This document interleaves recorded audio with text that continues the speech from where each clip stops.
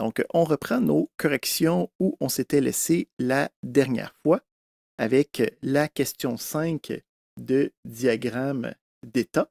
Donc, on avait le diagramme suivant, on avait une série d'événements, puis on voulait savoir pour ce diagramme-là, puis cette série d'événements-là, qu'on peut voir ici, le E2, E3, E1, E2, E3, quelle allait être la valeur de X à la fin de cette série d'événements-là. Donc, qu'est-ce qui est intéressant ici, c'est qu'on a des conditions de garde qui vont possiblement nous prévenir ou bloquer par rapport à qu'est-ce qui peut se passer. Donc, on commence toujours à notre premier état, le petit point noir, où on démarre immédiatement, on va suivre notre élément. Donc, on a la séquence de je pars du point noir, je m'en vais dans le premier état qui est mon état A, qui va avoir à l'intérieur différentes activités possibles. Une de ces activités-là, qui est le entry, qui est déclenché quand on rentre dans l'état, nous indique qu'on assigne initialement une valeur de x à 2. Donc, on commence et on a notre valeur de x qui est à 2 en rentrant dans cet élément-là. Une fois qu'on a cet élément-là, on est dans un état stable, il n'y a pas rien de spécial qui se passe. On est capable de recevoir notre premier état de la liste, qui est l'état 2. Donc, quand je regarde l'état 2, la première chose, c'est que je vois qu'il y a une branche de l'état 2, mais avant de faire cette action-là, je vais regarder la condition de garde, voir si cette condition-là est remplie. Puis seulement si la condition de garde est remplie, est-ce que je vais pouvoir continuer dans mon action, dans mes transitions, dans mon événement. Donc dans ce cas-ci, le x est en ce moment à 2, c'est donc plus petit que 4. Donc on est capable de faire la transition sur cette branche-là de l'événement 2.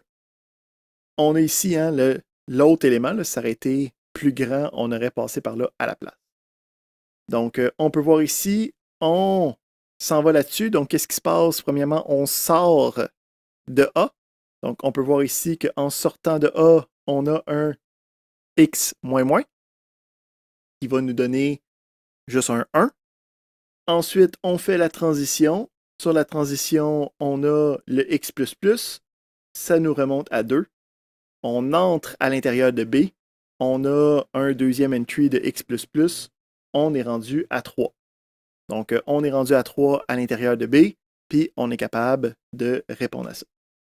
Une fois qu'on a cette prémisse-là, on est prête à recevoir notre prochain événement, qui est le E3. Dans ce cas-ci, cet événement-là, c'est un événement interne à l'État. Donc, il n'y aura pas d'entrée, il n'y aura pas de sortie, seulement l'action indiquée va être utilisée. Donc, je peux voir ici que j'ai un X++ qui me rend à 4. Ensuite, j'ai le E1, encore une fois, un événement interne qui divise en deux ma valeur de X.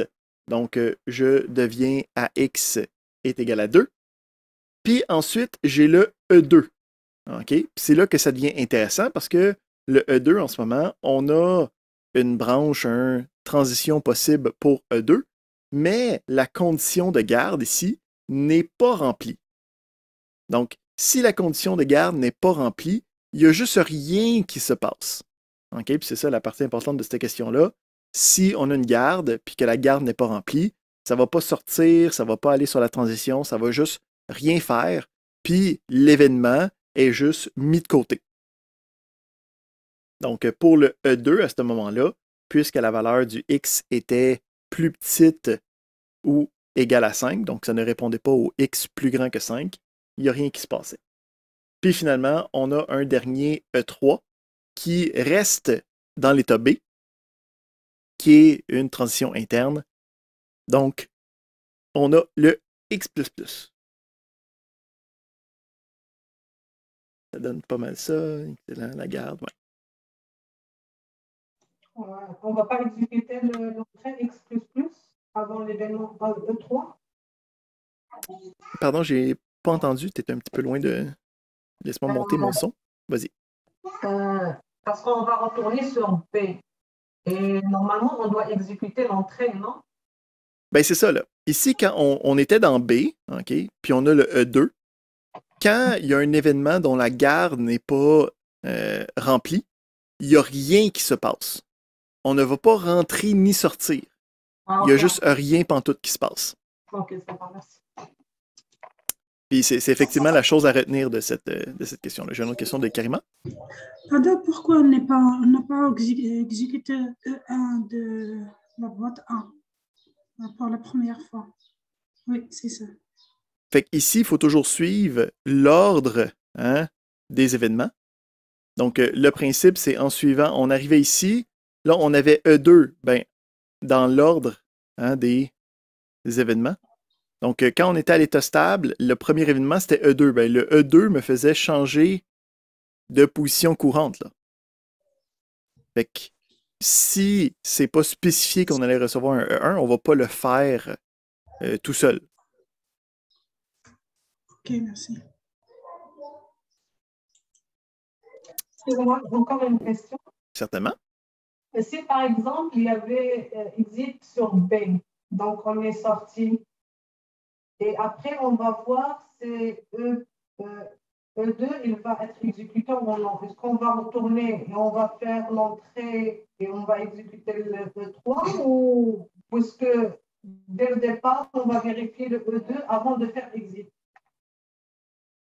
Peux-tu me répéter ton cas d'exemple, juste pour être certain que je comprenne bien qu'est-ce que tout le monde? Par exemple, sur le B, On est sur B. oui, il y a exit. On a un. OK, mettons qu'il y aurait un exit. Oui, OK? par exemple, on a un exit. Et on va y aller sur l'événement E2. Est-ce qu'on va vérifier E2 avant de faire exit ou on fait exit et après on va vérifier? Excellente question. Donc, la vérification se fait toujours avant n'importe quelle action. Donc, même s'il y avait un exit, le exit ne serait pas déclenché si la garde ne serait pas correcte.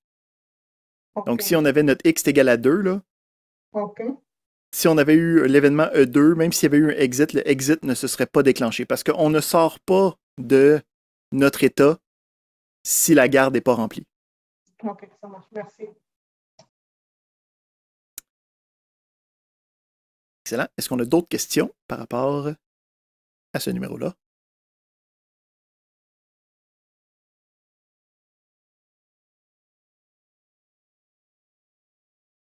On avance. Question 6. Donc, si on va le voir dans le même... On a le même diagramme avec des événements différents. Donc, on commence même principe. Au début, on veut aller dans notre état stable avant de recevoir des événements. Donc, on commence à notre point noir, on rentre dans le A, notre A est égal à 2. On est prêt à recevoir notre premier événement, qui est l'événement E1. C'est un événement interne à A, donc on n'a pas de entry, on n'a pas de exit, on fait juste l'action qui double la valeur de X. Donc, on est rendu à X égal à 4. Puis, à ce moment-là, on a le E2. Ben, ici, la première condition en haut du E2 n'est pas remplie, mais la condition en bas est remplie. Donc, on va, ce coup-là, descendre sur la transition du bas pour se rendre jusqu'à C. Donc, la condition est remplie, ça veut dire que quand je vais faire la transition, donc je sors premièrement du A, ça décrémente ma valeur de X à cause du exit X moins. Je transitionne, je n'ai pas d'action sur la transition, ça va bien. Puis après ça, je rentre dans le C, j'ai le entry, j'ai un X est égal à X plus 3, donc ça augmente ma valeur de 3. Une fois que je suis là, je suis rendu stable, je peux aller regarder mon prochain événement qui me dit je m'en vais faire E2. Puis à E2, on va voir, ben ici, il y a juste un E2 possible. Avant de continuer, j'ai une question de Tolkien. Ici, je me suis perdue un petit peu dans le entre E1 et E2. OK? D'abord, on a rentré, on a reçu X égale 2. Après, on a fait X fois 2. OK? Parce qu'on a eu le E1. Oui. Maintenant, c'est E2. OK, ça veut dire qu'on doit sortir et vérifier si X plus grand ou égal que 4, mais en sortant, on a X moins 1, non? Ben, c'est ça le principe. C'est que premièrement, les gardes, on les vérifie avant de faire la transition. Mais effectivement, dans ce cas-là, en sortant de là, hein, on va avoir un x moins moins. En sortant de A, on va passer de 4 à 3. On fait la transition, il n'y a pas d'action sur la transition. On rentre à l'intérieur de C. Excusez-moi, mais parce que on a fait x moins 1, c'est 3. Pourquoi on sort par en bas? C'est moins que 4 maintenant. OK, fait que ça, c'est une excellente question. Donc, la garde est regardée avant de faire la transition. Donc, la garde est regardée une fois avant de faire la transition. C'est à ce moment-là qu'on prend une décision. Puis une fois que la décision est enclenchée, il n'y a rien qui va l'empêcher à ce moment-là. Donc, le principe, c'est que je reçois E2, je regarde à ce moment précis-là. J'ai X est égal à 4, je regarde les gardes, c'est celui-là qui est choisi, c'est celui-là qui est sélectionné. OK. OK? Ouais, parce que si, admettons, puis il y a un principe de bon sens derrière, là, parce que, mettons que je regarde, puis que je ferais, OK, le même principe, OK, ben, si c'est pas X est égal, premièrement, si ce chemin-là n'existait pas, ça ferait en sorte que je commencerais à sortir, j'aurais le moins, mais là, je ne pourrais plus faire cette transition-là. Fait que ça marcherait pas, tu sais. OK, je comprends. Merci. Excellent. Parfait. Fait que on a fait la transition, on est arrivé dans C, on était rendu avec un X qui est égal à 6. Rendu à cet élément-là, on avait un autre E2. On avait juste une transition de E2, pas de garde pantoute. Il n'y a pas de exit dans le C. Il y a un entry dans le B, fait qu'on est rendu à 7. Puis on a un autre E2. Ben, à ce moment-là, avant même de faire quoi que ce soit, je regarde la garde. Est-ce que mon X en ce moment est plus grand que ma valeur de garde ici qui est 5? Donc oui. Donc je vais pouvoir faire cette transition-là. Donc je décide de faire la transition. J'ai pas de exit ici. J'ai pas d'action sur la transition. J'ai un dernier entry sur mon C qui va me donner une dernière valeur de 10. Est-ce qu'on a des questions par rapport à ce qui vient de se passer?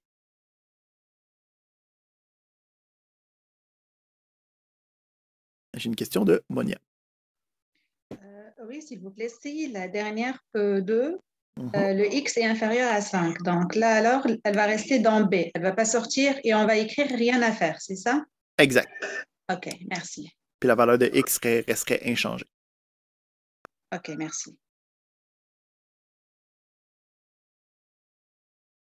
Excellent. On va pouvoir regarder notre question 8. La question 7, d'écrire le graphique, on pouvait le faire, mais comme je l'ai dit, ce n'est pas quelque chose que je vais vous demander dans l'examen final. Donc, on peut le mettre de côté. On va aller regarder notre question 8.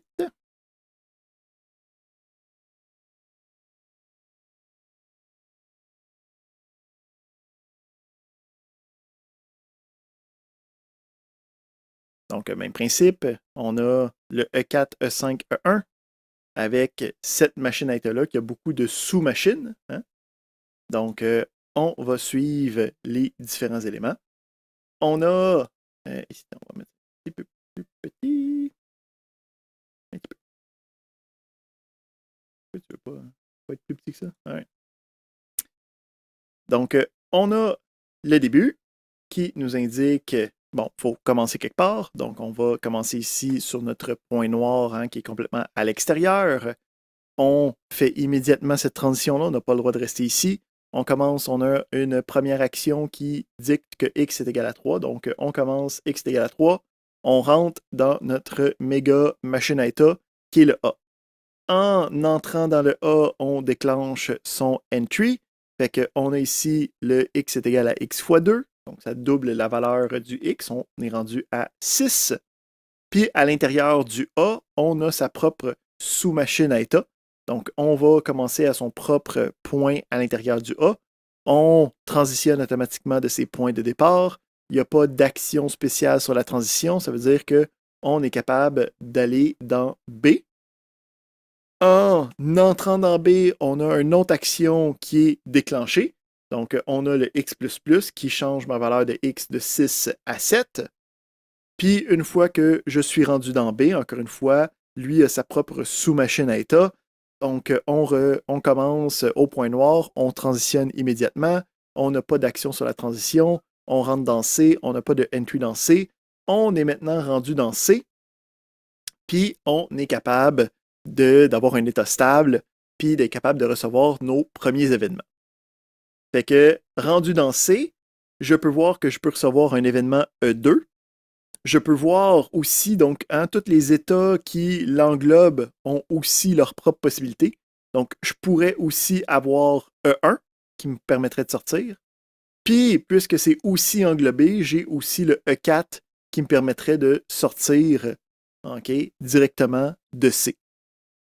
Donc, quand il y a une sortie d'un état qui a une machine à état à l'intérieur, il y a des sous-états, ben, n'importe où durant, si je reçois cet événement-là, ça me permet de me déplacer. Donc, c'est exactement ça qui se passe. On reçoit en fait un E4. Donc, à partir de notre état C, on va avoir un E4. Fait qu'est-ce qui va se passer? Ben, il va falloir sortir par le E4. Fait que, en sortant, qu'est-ce qui va se passer? Ben, on va déclencher la sortie de plusieurs états. Donc, on commence, puis on déclenche la sortie du C. Donc, on a un X moins. Donc, ça passe de 7 à 6. On va ensuite sortir du B, qui va déclencher la sortie du B, qui dit que X est égal à X plus 3. Donc, on se rend à 9. On continue, on sort pour aller sur le E4. Donc, on va sortir du A, qui me décrémente un X moins. Donc, on passe de 9 à 8. Puis après ça, on arrive, on passe sur le E4. Il n'y a pas d'activité dans le E4. On rentre dans le F. Le F a aussi son propre entry, qui est un X moins, qui passe donc de 8 à 7. Puis à ce moment-là, on est rendu stable. On est prêt à recevoir le prochain événement, qui est dicté comme étant le E5. Donc, le E5, c'est le seul événement en fait qui pouvait sortir de F. Donc, je suis capable de sortir de F. À ce moment-là, je n'ai pas de exit de F, je n'ai pas d'action sur le E5. Mais là, ici, ce qui se passe, c'est que je descends puis je vais aller jusqu'à D. Mais pour me rendre jusqu'à D, il faut que je passe à travers A. Après ça, il va falloir que je passe à travers B. Puis après ça, il va falloir que je rentre dans D. Donc, encore une fois, chacune des déclenchements d'entrée-sortie, ben, en fait, dans ce cas-ci, d'entrée, vont être activés. Donc, je commence ici, je rentre dans le A. Donc, je vais avoir le déclenchement de A qui dit que je double la valeur. Donc, je passe de 7 à 14. Ensuite, je rentre dans B qui a son déclenchement qui est un X++. Donc, je passe de 14 à 15. Puis finalement, j'arrive à ma destination qui est le D qui a aussi son propre entry. Donc, je passe de 15 à 16. Fait que je suis rendu dans le D qui est dans le B qui est dans le A. Je suis rendu stable à ce moment-là avec une valeur de X qui est égale à 16. Je suis prête pour mon prochain événement. Le prochain événement, ça va être le E1. Donc, de D, j'ai le E1 qui est en fait accroché à B, mais tout ce que B est capable de faire, les sous-éléments sont aussi capables de le faire. Donc, je vais passer sur le E1 pour faire la transition sur E1. Je vais encore une fois avoir besoin de sortir du D, sortir du B, puis aller dans le E. Faire attention, on reste dans le A dans ce cas-ci, donc il n'y a pas d'événement du A qui est déclenché. Donc, je vais sortir du D, il n'y a rien qui se passe. Je vais sortir du B, donc le au exit, j'ai le X est égal à X plus 3. Donc, je passe de 16 à 19. Je fais la transition. Sur la transition, on a un X moins. Est-ce que tu as une question, Karima? Tu viens de te démuter. Je pense que c'était.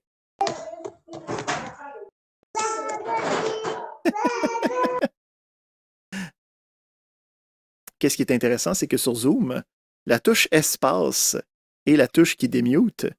Donc, c'est la touche la plus grosse qu'on peut activer par mégarde. Mais ça avait de l'air d'un enfant joyeux. Fait que moi, je suis pour ça.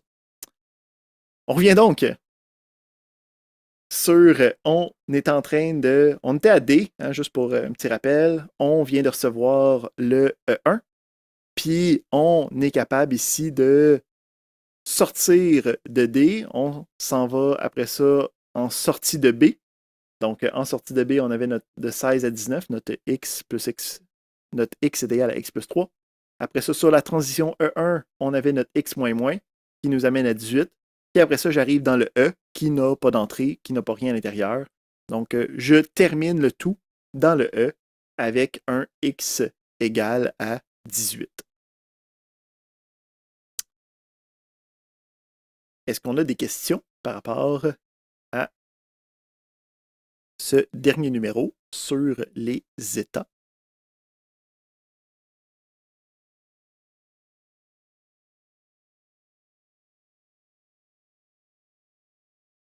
Excellent. Je pense qu'on est bien à la fin. Oui, c'est parfait. Super. Donc, on va pouvoir passer à notre autre série d'exercices sur les diagrammes d'activité. Donc, celui-là, il est pas mal plus facile dans ces genres de questions et dans ces genres de réponses. On va quand même regarder chacun des éléments, savoir lesquels sont bons. Donc ici, faire attention, là, les questions, c'est marqué laquelle, là, mais il y a des S, il peut en avoir plusieurs de possibles. Donc pour les diagrammes d'activité, hein, c'est supposé représenter des processus, les processus qui vont être souvent asynchrones. Donc, il faut être capable d'identifier c'est quoi l'ordre des événements possibles. Puis c'est ça la majorité des questions qu'on peut poser sur les diagrammes d'activité. Donc, le principe, c'est qu'on a le diagramme d'activité suivante qui a 2 points de départ. OK? Donc, hein, on a un principe de jeton hein, qui se déplace. Donc, on va avoir 2 jetons en même temps qui se déplacent puis qui vont tous terminer le processus. Fait que je demande c'est quoi les différentes séquences possibles okay, pour ce diagramme d'activité-là. Fait que le principe, c'est qu'on a un jeton qui va arriver sur A. Fait que A peut être, va pouvoir être produit. On a un jeton qui arrive sur B aussi. Donc, les deux peuvent arriver un peu en même temps. Là, je fais une espèce de rappel. On n'est pas comme encore à la question elle-même. Là. Ensuite, quand les deux jetons vont se déplacer pour arriver en C, il faut que les deux jetons soient là pour être capable d'activer C. Puis, une fois que le C va être activé, on va avoir un dernier jeton qui va indiquer la fin de notre processus. Fait que ici, la prémisse, c'est qu'il faut absolument que les deux jetons arrivent sur C pour être capable de l'exécuter. Donc, il faut absolument que A et B aient été faites avant de faire C. Donc, c'est ça qu'il faut voir de ce diagramme-là.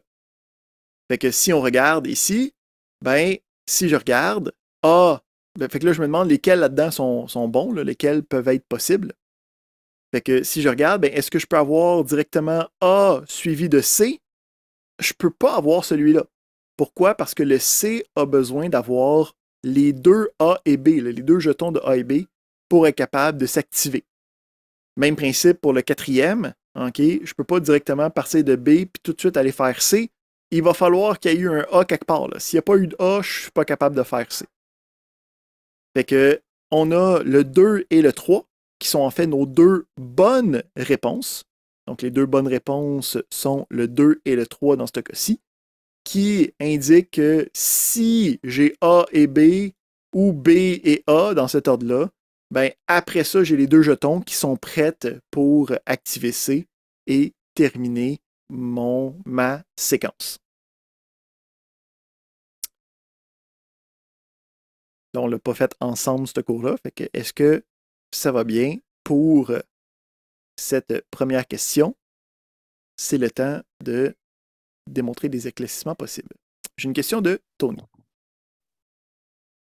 Oui, excusez-moi, j'ai un peu de mal avec ça, là, les questions 2 et 3, les réponses 2 et 3. Alors, parce que moi, quand je dis, j'ai l'impression que A implique B puis C, ou bien B implique A plus C. Or, sur le schéma, je ne vois pas de lien direct entre A et B. Fais attention ici, là. Parce Oui. que un diagramme d'activité, c'est une représentation d'un processus. Hein? Oui. Donc, il n'y a pas de implique quelque chose. Ici, on dit que le principe des diagrammes d'activité, c'est de dire je suis capable de le faire à un certain moment. Puis Excellent. là, on demande est-ce que cette séquence d'événements-là est possible. Puis la prémisse, attends, si on le fait ici, blablabla, je veux markup toolbar, on va te donner un gentil crayon. Un crayon? Ouais. Fait que le principe, c'est qu'on commence, puis on a 2 jetons. Hein? Le principe, c'est que c'est des jetons dans les diagrammes d'activité qui peuvent comme avancer dans le système. Puis la prémisse, c'est que pour avoir une activité qui est enclenchée, il faut que l'activité ait un jeton de disponible. OK? Fait que quand je commence, j'ai 2 générateurs qui génèrent un jeton chacun. Ça génère un par défaut. Fait qu'à ce moment-là, les 2 seules activités possibles que je suis capable de faire, c'est soit A, soit B. Est-ce que jusqu'à présent, tu suis la démarche? Oui. Quand une activité est enclenchée, le principe, c'est que ça fait passer le jeton au travers. Fait que, comme ici dans l'exemple 2, si on commence avec la première activité A, qu'est-ce qui va se passer? C'est que le jeton,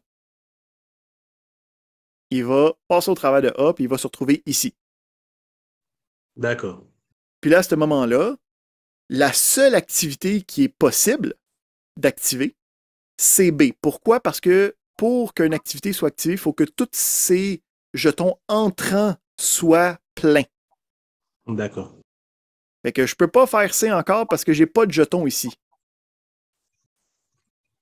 OK. Puis après, Okay.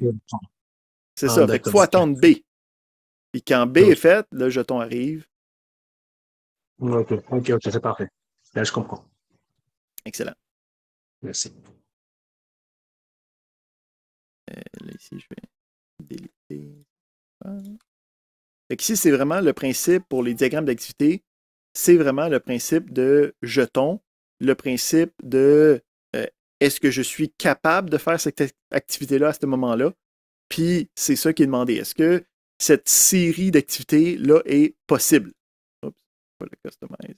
C'est pas ça que je veux. Je voulais juste ici. Excellent.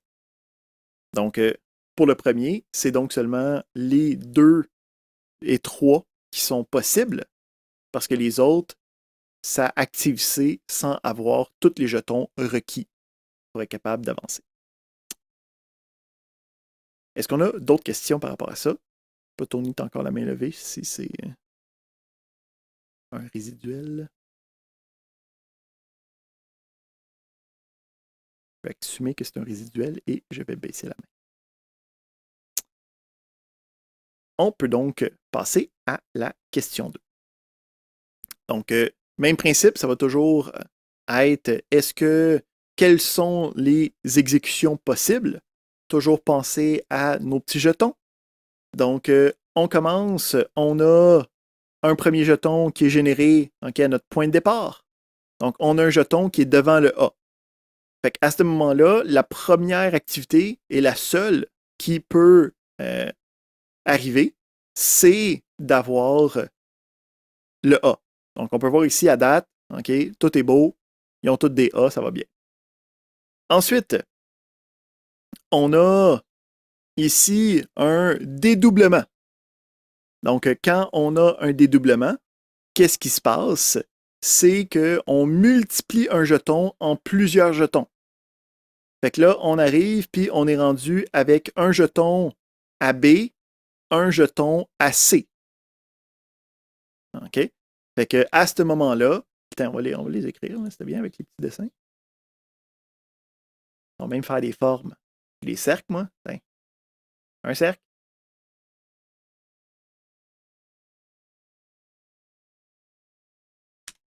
2 cercles.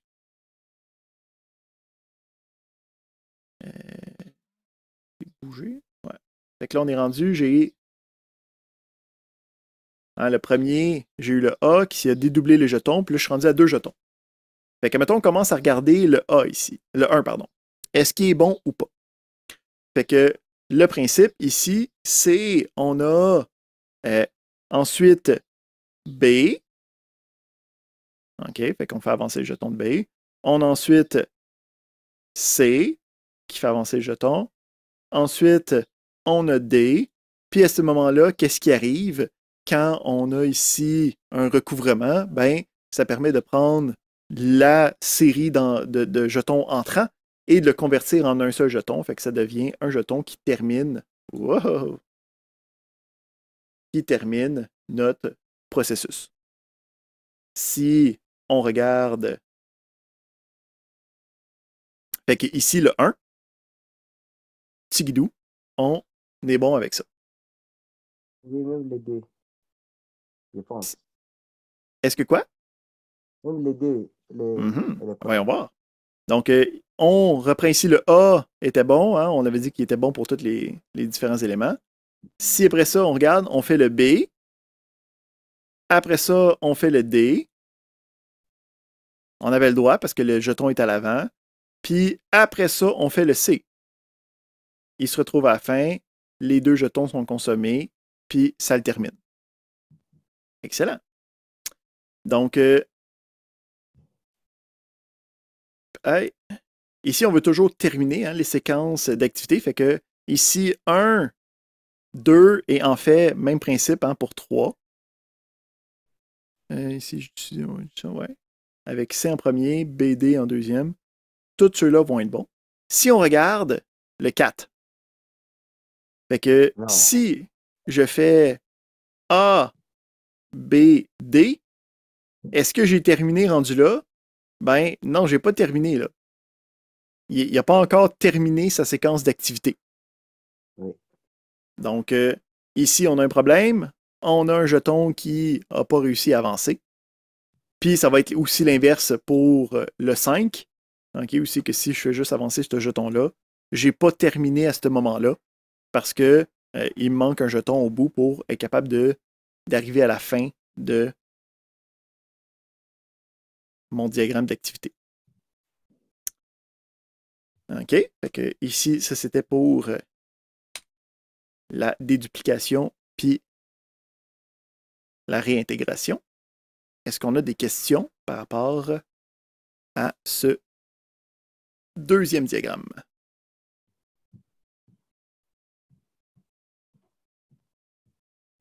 Ça semble bien. Excellent.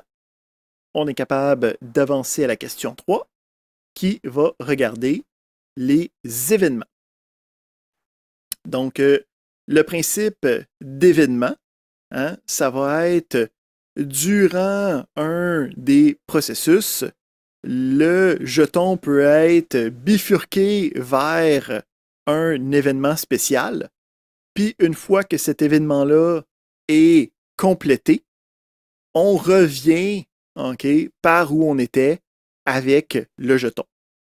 Donc, ici, si je reprends mon petit jeton, un excellent jeton, je suis le meilleur dessinateur au monde. On regarde, puis on se demande lesquels qui peuvent être possibles, donc, puis qu'on termine avec. Donc, on a le premier, le A, qui me dit, ben, je fais A, parfait.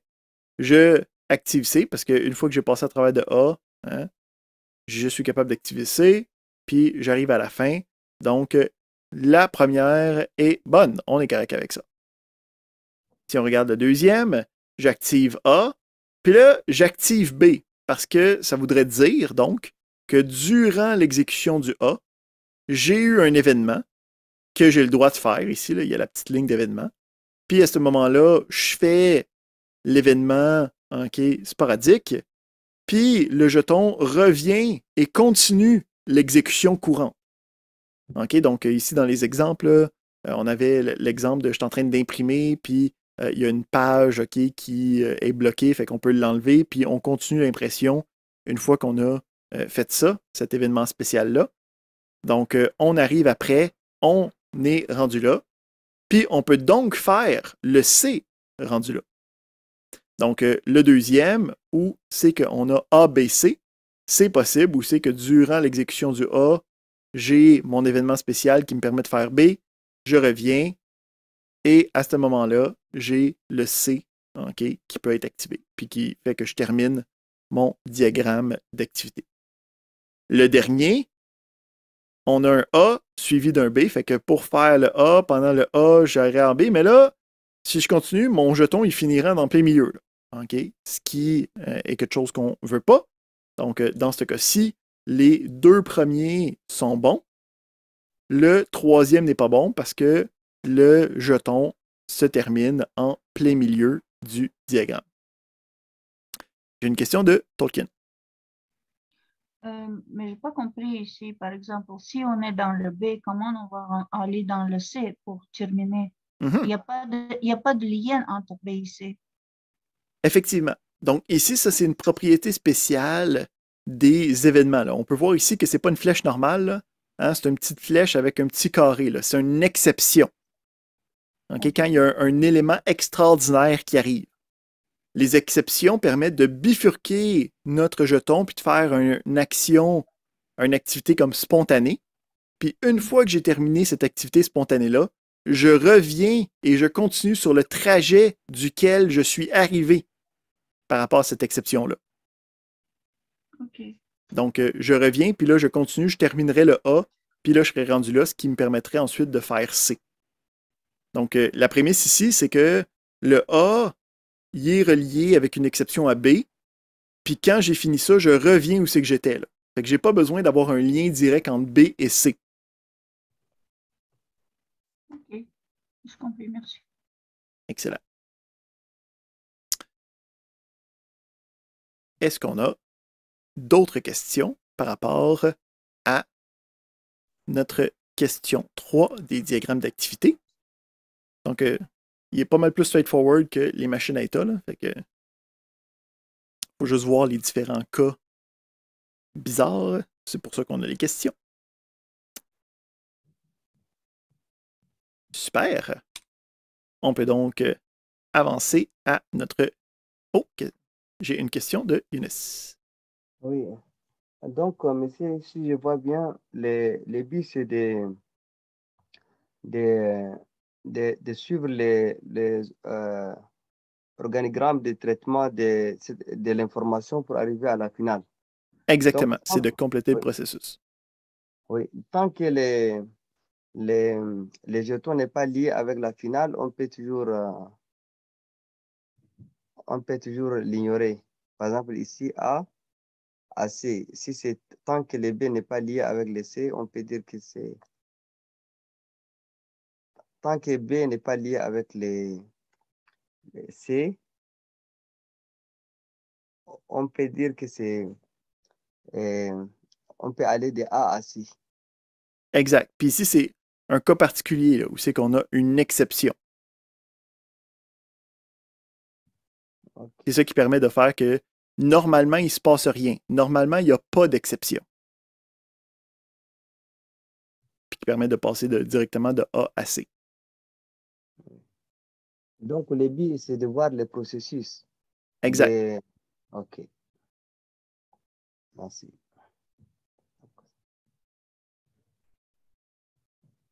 Excellent. On continue donc. Diagramme, question numéro 4. On a ici... Pardon? Oui. Oui, juste pour la question numéro 3, la réponse c'était A et B, c'est ça? Exactement. Ok, super, merci. Parce qu'on veut toujours terminer à un certain point. Super. Ici, on a une autre question avec un autre cas à savoir. Donc, on a ici 2 éléments de fin. Fait que le principe, c'est que dès qu'un jeton arrive sur un de ces éléments de fin-là, ça va automatiquement arrêter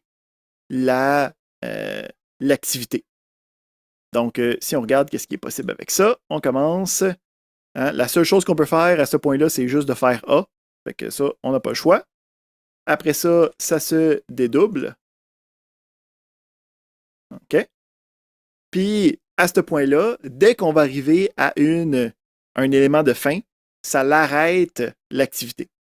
Donc, si je regarde, admettons, le 5e, ben, ça dit à ce point-là, après avoir fait le A, hein, qui est la situation courante, je fais D, j'arrive au point de fin, ça l'arrête tout de suite.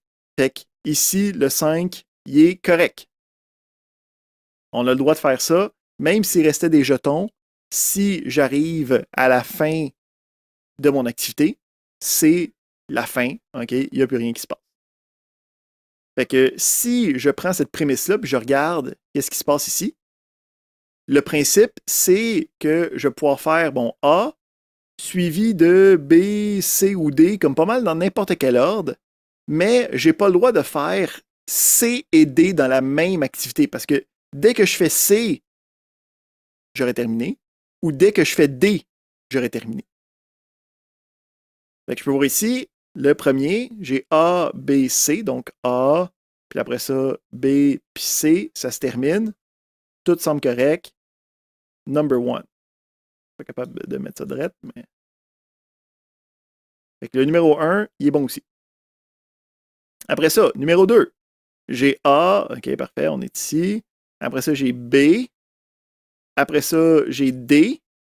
Puis là, après ça, j'aurais C. Là. Mais là, on a un problème parce qu'on a déjà terminé l'activité. Donc, je n'ai pas le droit d'avoir une autre activité qui est activée pendant que ben, je suis supposé déjà avoir terminé le tout. Fait que le 2, il est pas bon. Même principe pour le 3, c'est juste dans l'autre sens. Donc, c'est A, B, C. J'aurais immédiatement terminé si j'étais rendu là. Je ne peux pas, après ça, activer le D. Donc, lui aussi, il n'est pas bon. Si je regarde la 4e, j'ai le A. On se remet ici. J'ai dédoublé mon affaire. J'ai ensuite B. Ça va bien. J'ai ensuite D qui me fait terminer. Ben, ça veut dire que c'est la dernière activité qui a été déclenchée. C'est correct qu'on ait le jeton qui reste là. Donc, la réponse 4 est les bonnes aussi.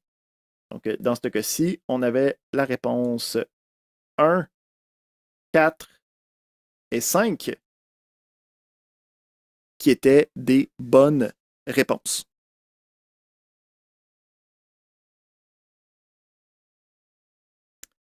Est-ce qu'on a des questions par rapport à cela?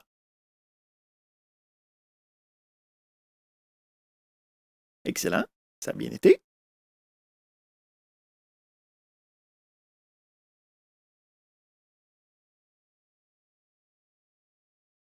Super. Donc, on arrive à notre dernière question qui était avec une condition de garde. OK? Donc, pour les conditions de garde, le principe, c'est encore une fois, c'est quoi qui se passe avec le jeton avec les conditions de garde? On va pouvoir le passer à travers de A. La condition de garde permet juste de bifurquer le jeton. OK? Donc, le principe, c'est que ici, il y aurait des conditions quelconques. Puis, je regarde la condition, puis je décide le jeton, il va de quel bord. Je ne vais pas dédoubler le jeton. Fait que quand on a une condition de garde, les différentes activités reliées à cette condition de garde-là vont être mutuellement exclusives. Soit que je vais pouvoir faire B, soit que je vais pouvoir faire C. Je ne pourrais pas faire les deux. Fait que le principe ici, c'est que je peux commencer avec A, puis après ça, je vais pouvoir faire soit B, ou sinon, je vais aller avec A, puis je vais pouvoir faire C à la place. Fait que si je regarde dans mes choix, j'ai le choix 3, le choix 4, qui est soit avec A, soit avec C. Avec A suivi de B, ou sinon avec A suivi de C. Mais les deux autres avant sont non fonctionnels. Pourquoi? Parce que je fais le BC et ou le CB. Les deux. Je ne peux pas faire ça, j'ai juste un jeton. Le jeton peut juste prendre une des directions pour la condition de garde. Est-ce qu'on a des questions par rapport à ce dernier petit exercice sur les diagrammes d'activité. Mais s'il vous plaît, est-ce que ça c'est un parallélisme dans ce diagramme? Ben non, justement, ce n'est pas parallèle. Donc, la condition de garde ne va pas dédoubler le jeton. C'est, en gros, pense à une bifurcation dans la route. Là. Tu prends un bord de la route ou tu prends l'autre bord de la route. C'est l'inverse de ça ici. Là. Ça ici, ça me permet de faire la duplication de jetons. Quand je passe par là, il y en a deux qui vont sortir. Celui-là prend une décision puis envoie le jeton d'un bord ou de l'autre.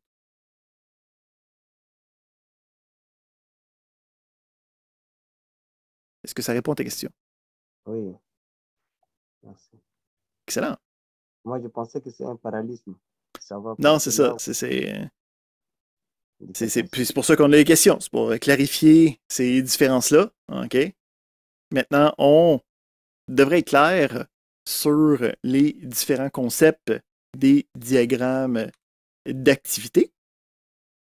Puis, ça fait le tour des choses que je voulais regarder avec vous comme correction d'exercice. Donc, est-ce que ça avait-tu bien été autrement les diagrammes d'activité? C'est des thumbs up, ça va bien. C'est, je pense, un des plus directs, là, fait que je suis quand même confiant que ça devrait quand même avoir bien été. Super! Donc, ceci mettrait fin donc à notre enregistrement pour cette période-ci. On aura la solution. Oui, je peux mettre un petit document avec les solutions sur le site sans problème. OK, merci.